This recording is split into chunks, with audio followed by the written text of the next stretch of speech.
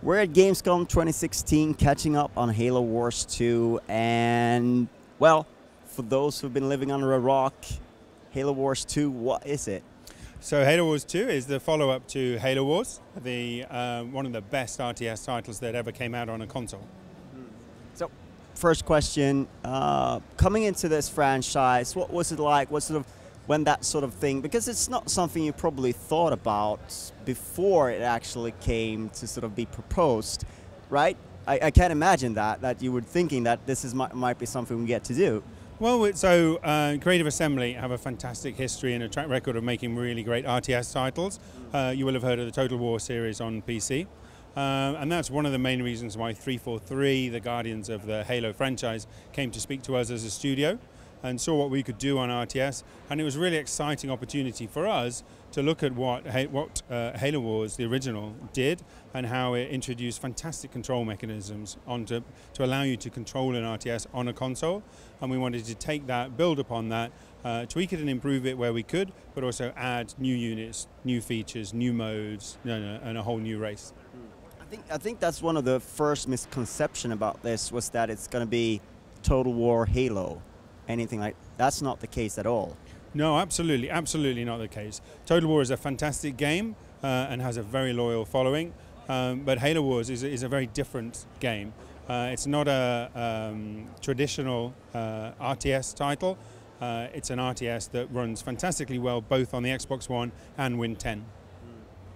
Speaking of that, what would you say it is about that Halo franchise? Because obviously it's had the first game, they didn't even know what genre it was going to be, so obviously it's sort of it was an RTS at first, so it's no big wonder why it sort of works in that sense. But what is it about the franchise in your mind when you came into it that you saw, all right, this is something that really works? Okay, so I think one of the fantastic things about the Halo franchise is the backstory, the characters. People get really engrossed in the characters, the Spartans, but also all the variety of units, some fantastic environments that you get to play in through all of the Halo games. So bringing that story, bringing that background in, and it's something that we've extended upon and expanded. So Halo Wars 2 takes place along the Halo timeline just after Halo 5. Interesting. This is a tough question because I know it's never clear cut, but the team that's working on Halo Wars 2, where does it come from? Is it a mixture of different teams, or is it a team that worked on something before that, or what's the sort of the core of it? So we have a real mix. We have people who've worked on RTS games for many years, with experience in Total War. We've also got some of the incredible talent behind Alien Isolation, brought that amazing game to the consoles. And we've also brought in some new people. We've been recruiting around the globe to bring in the most talented developers that we can to come in and help us finish this game. Interesting thing that we have behind us here with the PC on my right, on the left we got the Xbox. Because usually when an RTS is on console, it's first on PC. This is sort of the other way around. And it's an interesting proposition, because to make it interesting for PC players, a console RTS, I mean, we know that Halo Wars, that worked on console. How do you sort of make it work for the PC audience with this sort of, was it something that you had to think about? We certainly had to think about it, but our thoughts started with just making the best RTS game that we could. So we had a fantastic foundation with the original Halo Wars. We wanted to build upon that. We wanted to address the things that the players loved and some of the feedback that they gave us through not only the original Halo Wars, but also through the beta. And we wanted to make sure that the core RTS gameplay was really solid. And I think that works on any platform. We then look at the interface and the controls. And as I say, the original Halo Wars did a fantastic job of bringing RTS controls to a controller. We've built upon that, we've extended that, but we're also putting in PC-specific variations on the controls, which give some of the PC players some things that maybe they're more familiar with from their other PC RTS titles.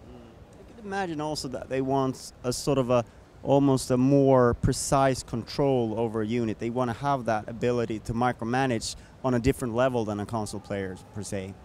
Yeah, I think we've given them that ability, so we have multiple control groups. We've also found a way to introduce control groups in a very intuitive way on the console controller, but we're putting in the control groups and the grouping and the controls in also a very PC familiar and friendly way. So we believe and we hope we've addressed that. We listened a lot to the feedback in our development beta, so there's a lot of tweaks and changes that we're putting in to introduce some of the improvements and enhancements to the controls that the beta community and our players have been feeding back to us. You beat me to it. I was going to ask you about the beta and the feedback that you've been getting. Controls are one thing. What kind of other feedback have you been getting from the beta, and how has it changed the direction of development in any way? Yeah, there's a number of things. So we've looked at some of the controls. We've tried to make the controls a little bit more intuitive. We've tried to respond to the reactions and the feedback that we've had. We've also looked at the population cap, so the number of units that you can bring out onto the field. We're still in the midst of development now, so things are progressing and changing all the time. But really we've listened to all of the feedback. We've taken a lot of it on board. There's a lot of things that we're not yet saying about the game that people haven't seen, which will be fantastic, really exciting surprises for people to see new ways to engage with an RTS on both a console and on Win 10.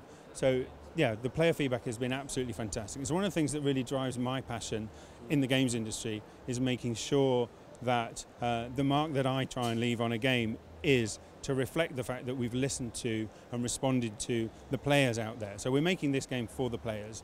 And we want to listen to them and get their feedback into the game. And having the ability to do a development beta this early in the process has been fantastic, because we've got the time to incorporate that before we release.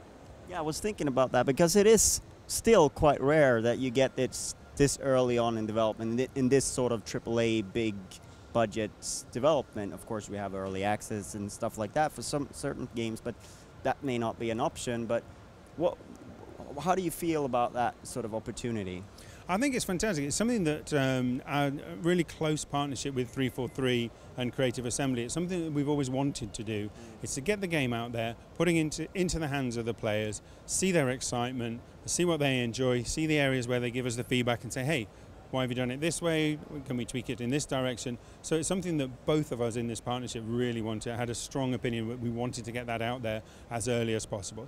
So the game is still in development. There are some glitches and some bugs in there during the beta, but it also gave us the opportunity to address a lot of those during the beta and improve everybody's experience through there and learn. And we're still incorporating, we have chats all the time with 343, and we're looking at the feedback that we've got and how do we incorporate that best into the game.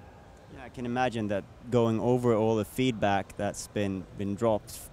It's a short beta, but with so many people, it's got to be kind of overwhelming. How do you sort through that and to sort of focus in on the things that really matter?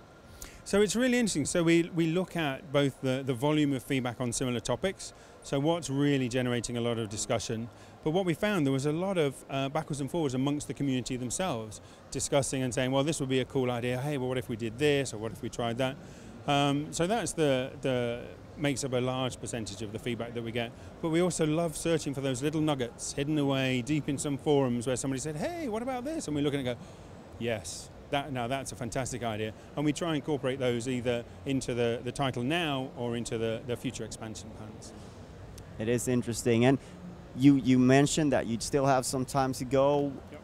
What are you talking about in terms of the roadmap ahead? When can we expect it to come out?